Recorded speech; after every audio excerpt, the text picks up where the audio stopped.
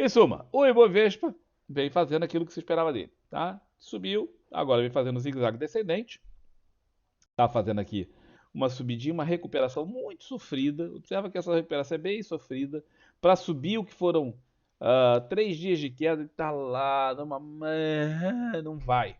Tá? Aqui o movimento mais é lateralizado do que propriamente qualquer outra coisa. Tá andando meio de lado. E a média de 20 está caindo cada vez mais rápido, porque aqueles candles já foram tirados da conta. Agora são só esses. E ela vem caindo igual um pedregulho aqui na cabeça do troço. Tá? Para que aconteça aqui o mesmo que aconteceu aqui, empurrando isso para cima, não custa. Tudo bem que aqui, como havia muito mais candles, tem um setup específico. Aqui não tem. Porém, isso aqui pode permitir um gancho na média, que é quando o ativo chega bem pertinho da média, encosta nela, primeiro, dá um trade de volatilidade. Então, a primeira coisa que vocês têm que saber é que quando a média chega muito perto do preço, há trades de volatilidade em geral na direção da média, né? E isso é para operadores de volatilidade, para pessoas que sabem operar isso. Não é a maioria não devia fazer, porque a maioria, quando tenta, perde dinheiro. Porém, independente de ser um trade de volatilidade curto, boa parte das vezes também gera uma movimentação mais ampla, como esse caso, e com isso cria a possibilidade do ativo voltar a testar o suporte anterior, que é este aqui, ó, esta região aqui, toda entre essa abertura e esses fundos. Então, essa região, eu vou até marcar esse bagulho aqui, cara, porque todo dia eu tenho que desenhar o mesmo, tenho que apontar o mesmo negócio. Então, dessa vez eu vou desenhar. Vamos desenhar. Se o Profit deixar, né? Porque se o Profit não deixar, fica mais difícil de você fazer o desenho. Mas o Profit vai tentar, a gente tem que burlar o Profit, porque se fizer de cima para baixo ele não deixa. Então eu faço de baixo para cima. Pronto, tá aqui, ó. Essa faixazinha vai ficar aqui preenchidinha, numa corzinha simpática, um azulzinho celeste, como a região do suporte que eu estou falando todo o tempo, tá? Então observa aqui, ó, encostou no suporte, subiu, veio a média, tal. Isso aqui volta a ser o alvo, caso esse movimento. No caso de perder uma mínima, basta perder uma mínima. Observa que não perdeu mínima nenhuma nessa subida. Basta perder uma mínima, vai acionar aqui e a ideia é buscar essa região. Se perder esta região, a ideia é aqui embaixo. Então, perdendo isso, cara, é aqui o alvo, tá bem? Então, muita atenção nisso aí. Tem potencial. Ah, e comprado, tem alguma coisa? Não, comprado não tem nada. Tá? Para eu pensar em operar comprado, o índice vai ter que superar essa região aqui de cima ou montar um movimento de pivô aqui. Tá? Às vezes ele monta um movimento de pivô, faz um movimento de pivô aqui, aí você vai operar antes. Mas sem um movimento de pivô, compra só tem aqui em cima. Small caps, ontem o índice caiu só 0,38. Small caps vem caindo forte. Observe que a Gol, conforme nós dissemos, ativos em recuperação judicial não podem permanecer nos índices. É um dos critérios para permanecer nos índices. Tem critérios de volume, tem critérios de dias de negociação, tem uma série de critérios, e um desses critérios é não pode estar com problemas com a justiça. Então, problema com a justiça do sentido recuperação judicial, pedido de falência, esse tipo de coisa. E a Gol está, claro, ela mesmo deu entrada. Deu um pedido de recuperação judicial. Ah, fui promovido de vira-lata pulguento para o cachorrinho simpático do colinho da madame. Isto aqui, que vocês não estão vendo, mas eu estou, mas vocês terão o prazer absoluto de ouvir, é um gloob-gloob de um suquinho de maracujá descendo pela goela linda do campus.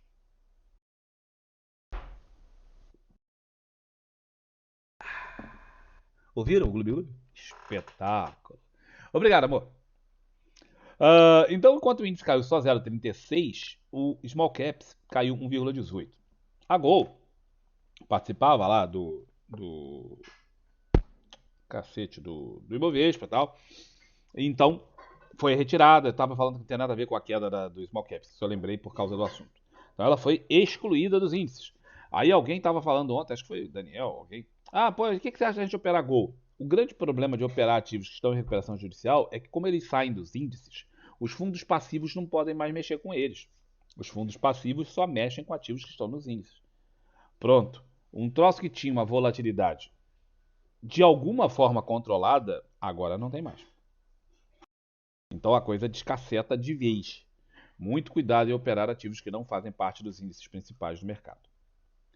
Bom, então o Small Caps caiu ontem 1,18% e o Small Caps fez aquilo que a gente já vinha falando no índice. Observa que ele também vem andando lateralmente, andando lateralmente. Aqui ainda continua dentro da lateralidade, mas perdeu uma mínima, não tinha perdido ainda. Tá? Perdeu a mínima, a média de 20 vem caindo em cima dele, com força. Ainda não temos 10 candles aqui, pelo menos, é o mínimo para você poder pensar no setup, então não tem o setup. Mas, uh, close is close enough, como os americanos dizem. A perda dessa região pode ensejar a venda. O grande problema é que você tem o suporte logo abaixo. Tá? Então, operar vendida aqui, ao contrário do índice, onde há um espaço razoavelmente grande até o suporte e depois do suporte, tem muito, muito espaço. No small caps nós não temos essa mesma facilidade, porque a perda aqui aciona a venda, sim, mas aciona a venda por um troço que está na cara do suporte. Aí você vai fazer uma venda na cara do suporte, sua chance de dar assim, certo é difícil. A grande vantagem, aí tem o lado positivo da história, é que aqui nós estamos ainda dentro da congestão, e a congestão é essa que vocês estão vendo aqui, ó. Então a congestão começou a ser operável aqui em cima, já era lá, mas era muito arriscado. Aqui era realmente operável, e o meio da congestão está mais ou menos aqui, ó. Portanto, se o cara está trabalhando em esquema de congestão, ele vai pensar coisa mais ou menos assim. Tá? Ele vai pensar coisa mais ou menos assim. Ele vai ignorar que aqui tem outras coisas. Ele sabe que aqui tem um suporte, mas ele vai ignorar a si mesmo e vai operar nesse sentido para botar uma parcial aqui e tentar trazer o bagulho aqui para baixo. Certo? Então, a visão de quem está operando pela congestão é ignorar o restante e operar aqui. É óbvio que ele vai sofrer, não é porque ele não está vendo que a média não existe. Suportes existem, mas eles não existem para parar movimentos. Suportes não param movimentos, tá bem? Eu vou repetir isso pela centésima vez, porque eu vejo as pessoas falando isso, essa sandice com frequência. Ah, é porque um suporte acaba com uma tendência. Não. Algum dos múltiplos suportes acabará com a tendência. Não é o primeiro, não é quando tem um suporte acaba com a tendência. Não, não funciona assim. Tá? Então, haver um suporte não quer dizer que isso aqui, que é uma tendência, vá acabar. Ele pode segurar durante um tempo, mas as tendências vão rompendo todos os suportes, tendência de baixo, vão rompendo todos os suportes, até que eventualmente em um desses suportes ela vai parar. Nós não sabemos qual. Ninguém sabe qual. Quem disser que sabe está mentindo. Então não sabemos. Ó, 86 caboclo, 37 likes. Eu tô muito de olho em vocês. Então, isso aqui tem espaço bastante para cair, dado que você está trabalhando dentro de uma congestão. Se você está trabalhando nesse modelo, você não vai se importar muito com isso, está esperando. Já acionou venda ontem, para falar a verdade. Né? O cara estava esperando aqui dentro desse leve pullback, um movimento de venda, e o cara já acionou. WSP Fut vem subindo desde que ele rompeu esta congestão, tá? Fez esse pivô de alta aqui, ó, pá, pá, pá. Pivô de alta vem fazendo aquilo que se espera dele, subindo, tá? Não tá aquelas Brastempes, aquela subida maravilhosa, mas está subindo, a boca do jacaré está abrindo, tá? Ele se mantém, ó, se mantém aqui no movimento ascendente contínuo. Teve uma pequena vez aqui que ele fez alguns fechamentos. Aqui eu não posso falar que isso aqui é uma super trend, por quê? Porque ele perdeu a média de 20 em alguns pontos, não foi perdeu e recuperou imediatamente. Não. Então não dá para falar que é uma super trend contínua desde aqui. Mas é bem parecido, tá? É bem parecido. É o suficientemente parecido para você olhar e falar, não era um troço que eu queria ficar operando vendido. Mas de qualquer forma, temos aqui um pivô de alta, né? O rompimento, você pode pensar nisso aqui também como uma congestão, o rompimento de uma congestão. As duas formas são razoavelmente próximas para você poder pensar, e ele está fazendo aquilo que era esperado. Se você pensa por congestão, isso aqui tinha mais ou menos esse tamanho, e aí você projeta isso aqui para cima, e o alvo está quase chegando. Tá? O alvo da projeção da congestão é aquela linhazinha tracejada fininha aqui em cima, é difícil de ver, ó, mas está ali. Ó. Então, por projeção da congestão seria isso. Por projeção de fibra também, que é uma outra forma que também é normal de usar, muita gente usa. Isso se o Profit deixar. Muita gente usa quando o Profit deixa. Quando o Profit não deixa, a gente não usa. Quando o Profit deixa, a gente projeta a congestão dessa forma. A congestão não. A projeção de Fibonacci dessa forma. E o alvo fica entre esse número e aquele. Já atingiu o primeiro número. Observa que aqui, como foi um pouco mais difícil de passar. Por quê? Porque muita gente projeta isso. Chega aqui, o cara fala, tô saindo fora. Tô saindo fora. Tô botando grana no bolso, tô saindo fora. Outros tantos vão levar mais. E eles vão levar mais para tentar trazer até ali. Então, observa que pelos dois métodos está chegando bem pertinho já do alvo. Tá? Isso quer dizer que vai parar ali, que eu tenho que sair ali? Não. Isso quer dizer que ali é uma hora que você tem que aproximar stop, fazer alguma coisa. Falar, olha, esse lucro está no meu bolso, eu não quero devolvê-lo. O mercado potencialmente vai corrigir nessa região. Então eu vou fazer alguma coisa para, se houver a tal correção, eu não perder dinheiro. Ok? Tem alguma exaustão aqui? Não, não tem nenhuma exaustão aqui, tá? Ah, tem esse candlezinho aqui que é um candle mais forte. Ó, ele não tem um volume especial, ele não é um candle propriamente especial. Observa que ele é o maior desses aqui, mas não é propriamente um candle de exaustão. Talvez aqui nos 15 minutos. Ah, nos 15 minutos tem. Mas aí nos 15 minutos foi uma movimentação muito forte de ontem. Só no finalzinho do dia. Vamos ver isso aqui melhor. Nos 60 minutos começa a aparecer, tá aqui, mas esse aqui é o volume de leilão, não vale a pena ver. Tá vendo? Ele vem aqui e aqui fez ontem, foi um rompimento numa região de congestão onde ele ficou vários dias. Eu não pensaria nisso aqui como uma exaustão, tá? Ficaria de olho nisso, porque se te deixa em dúvida, como tá me deixando aqui em dúvida, a melhor coisa que você tem a fazer, na dúvida, cara, se protege. Eu tô olhando na rua, tô andando na rua, tô olhando, tô vendo o cara lá na frente, bicho. Tá meio de noite, meio escuro, tá? Eu tô vendo o cara lá na frente. Fala assim, bandido ou não bandido? Não sei. O que você faz?